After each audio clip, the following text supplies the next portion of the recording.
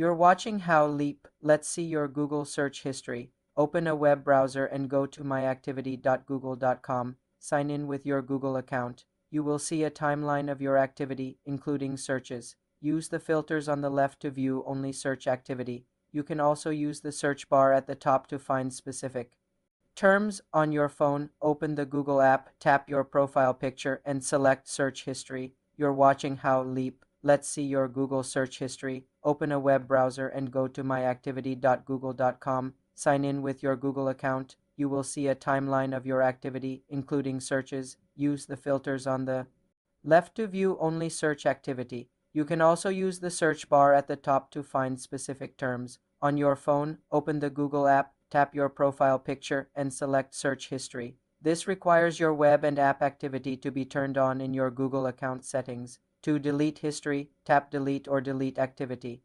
By on the left. For more simple tech tutorials, subscribe to the channel.